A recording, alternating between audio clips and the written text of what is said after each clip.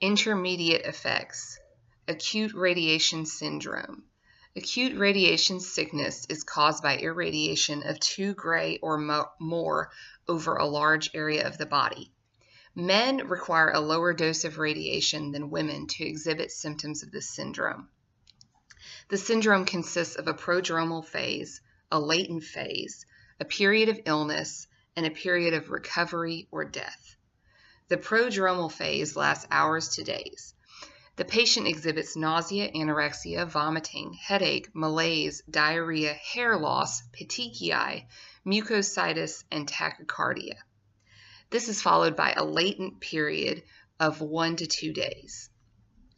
After the latent phase, radiation sickness develops.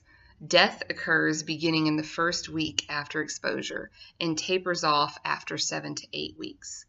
The period of illness of acute radiation syndrome is further divided into a hematologic syndrome, a gastrointestinal syndrome, and a central nervous system syndrome. The hematologic syndrome occurs with exposures of 2 to 10 gray and results in suppression of the lymphatics, spleen, and bone marrow, resulting in pancytopenia. Lymphopenia is followed by neutropenia and then thrombocytopenia over a period of 21 days. If death occurs, it is usually from infection or hemorrhage.